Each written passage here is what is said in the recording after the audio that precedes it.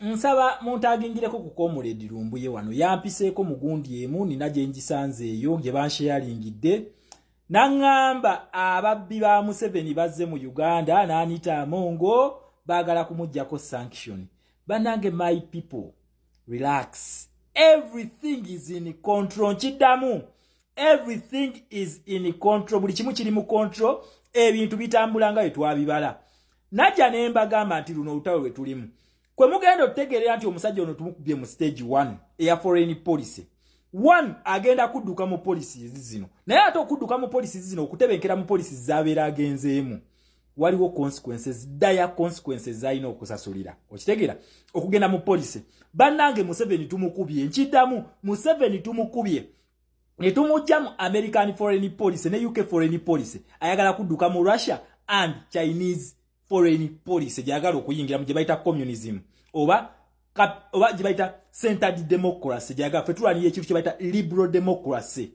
Okitegeera kati ye tumukubye ne tumujja mu eno gundi nadduka. Kati bano bemulaba bano balobist bemwalabi abazze mu Uganda bano bebabbi nkiddamu kano ka group ka babbi kubanga ono yaze mu buyinza mufere ono Donald Trump mumanyiye mu banda mu binkola y'ebintu bi akabinja kano ke mwalabi akaze mu Uganda be babadde bahandolazi ba Museveni nabagamba tujja mukuba n'abazungu bano bajja kujja mu Uganda. Okitegeera bano babadde bahandolazi ba Museveni ku bintu ebadde bigende Congo era group eno mwaje bako ne Samei Ruto group yemu ne Trump administration eno ye group gyagenda okukola nayo. Ne nabagamba nti ba president bana ba America bo president si yafuga waliwo ekintu kye bayita invisible hand ye controlling American foreign policy ye omuntu ovaawo president ne bano bakola ki ne bajja obuzibu wa Museveni buno bumuleetedde obuzibu okusitula ne bano bwavuddewa enaku z'omwezi nga lumu January omwaka gwa 2025 Museveni yayingira BRICS eno gibasomesezzaako ne mbagamba abazungu bano bagenda kujja senga tunaamunyiga kakati ate bazze ate abantu bange mutandise okubeera disappointed. Temubeera disappointed na bano abazungu buli kintu kitambula nga tukibala. Njagala mutunuulire ebintu bye bayogeddeko obiraba wano obirabe bayogeddeko bino na Museveni bye yasamye mu biveeko kwa katacha yogera yasama bwasame bye yasamye mu biveeko. Njagala mutunuulire ekintu kye bayogeddeko yakugambye twayogedde ku democracy. Where is our revolution passing? Revolution ya feitawa Later mu democracy na human rights nabagamba it is the democracy which activates human rights. Yensonga lwaki mu stage 1 nabagamba nga bannange mweno stage tetwekala kasi zaako kubanga tuba tulina activating a democracy ntumuteeka mu line ate ne bano bakimanyi ntino democracy ya activating a human rights. Kakati webazo okwogerezaganya ne Museveni bamugambye ebintu byayonoonese dda ensonga gye bayogeddeko ya democracy kitegeeza kalulu. Okitegedde mu na Uganda then why are you getting disappointed? Democracy kitegeeza kalulu. Democracy is the government of people by the people for the people. Government ey'abantu ng'ekolebwa abantu ng'eriwo kulwa abantu. Abantu bakola batya government eyabwe kwe kuyingira akalulu akali free and fair. Ye democracy. Okitegeera tuyingirira kalulu ono abadde akyanga reforms naye Anita Amongo yavuddewa okuyingira mu bintu bino. Parliament mukimanyi parliament ya Uganda eri sanctioned. Okitegeera kati parliament Anita Amongo mwabijja kubanga ebiteeka bino bikolebwa mu parliament. Naye tuba ntino tugenda kuteekesa ku transition and reconciliation reforms mpuga zatambuza sifa abalina okuzireeta Museveni yalina okuzireeta. Okitegeera si opposition yalina okuzireeta Museveni yalina okuzireeta naffe ne tumuterawo terms. Then we tumaliriza ne tuyingira mu kalulu akali free and fair.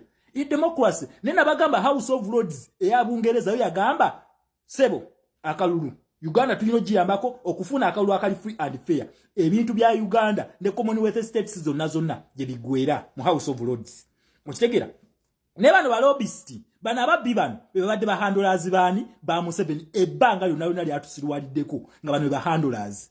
Okitegeera mu ntalo ze Congo bebazirimu ebye Kenya bebabirimu wano bahandolazi bono omubbi beba nabali mu Uganda akabinja kano kalinako naye kugaba ne kyabaleese muva ku bino bye yasamye wano wetadde red democracy kubazo okwogerako revolution yaffe erimu democracy twabagambira president waffe agenda n'abagamba to make democracy and human rights a precondition for your relationship with who?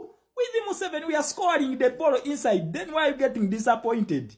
Okitegera nabagambye ku stage eno gye tuliko America akimanyi senga tayimirira na bannansi ba Uganda tugenda kumukola ekya West Africa kubanga bakimanyi nti bannansi basobola okusula gavumenti ne senga bamala okusula gavumenti nga wabalyamu olukwe bagenda kukasuka ebweru ekya America bakimanyi kati baneno ono we yayingidde BRICS bano bahandlers be bayina okumubuuza ssebo BRICS wagwan nabagambe BRICS eri mu Uganda naye Museveni tajoogerako lwaki abatya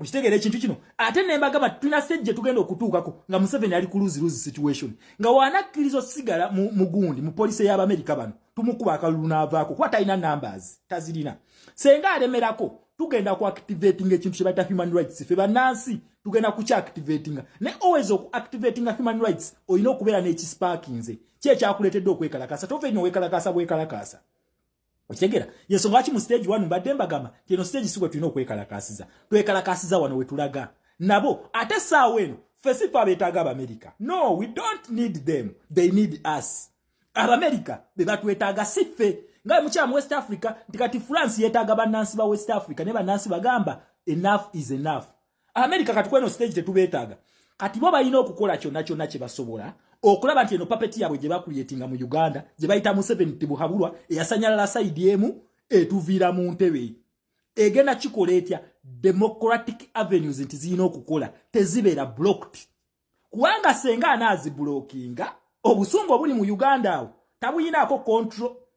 tabuyinaako control ku byakoze banna Uganda kati senga abannansi banaasituka nga democratic avenues ziweddeyo Abamerika bano nga tebakiinaamu mukono kitegeeza nabo tugenda baguba so muna Uganda toweraliikirira mu America kati Omumerika alina okubeera very conscious mu bintu byakola yensonga lwaki baleese bano ababbi bahandlers ba Museveni ne bamugamba ssebo democracy ono omwogerako ki wano wentadde radio wali ensonga wano we wali ensonga okitegera bano ababbi be baddenga mugira then n'ekirala ekongo byayonoonese nabyo mubimanyi eby'ekongo okitegera byayonoonese tukyali mu gundi mu Nairobi process naye tubadde tulina activities ezigenda maaso era nkyatu kyeyongerayo abavubuka mujje mwesimbewo okitegera then second for Anita Amongo nabagamba sanction ya Anita Amongo America tegirinamu mukono tegirinaako tebigikwatako America siye yakuba Anita Amongo sanction wabula bo olwokubanga nti ba allies ba Bungereza bali balina okugimuka olw'ensonga Bungereza wekuba sanction eno gye bayita global anti-corruption sanction naawe alayiwe olina omukuba okitegera kati America tesobola kujjako Anita Amongo sanction eno olw'ensonga si yaabwe eno sanction ya Bungereza Anita Amongo bayagala sanction eno okumuvaako alina genda Bungereza mu UK Parliament kati UK Parliament werangirira nti sanction tugimugjeeko then ne egimuggyako ne America egimuggyako okitegera ekintu kino naye Anita Amongo mu nsonga eno Parliament yereeta ebiteeka ebyagala okukola ki okuggyako abantu eddembe lyabwe ery'okulonda Parliament ebiteeka gye bikolerwa ebigenda okublockinga democracy okitegera then ye Museveni n'akola ki n'asayininga ensonga lwaki walabyewo Owiny Dollo taliiwo yo Owiny Dollo abiteeka buteesi mu nkola kuba Owiny Dollo ye musiru wa gundi ku masiga asatu agafuga ensi Owiny Dollo ye musiru okitegera ate Anita Amongo yabategeerera wamala obategeerera Museveni n'abisayiningako then Owiny Dollo ye musiru okitegedde ekintu ekyo yes yensonga lwaki electoral process eggwerawo Owiny Dollo okitegedde oba ekintu kino mukitegedde kye mbagamba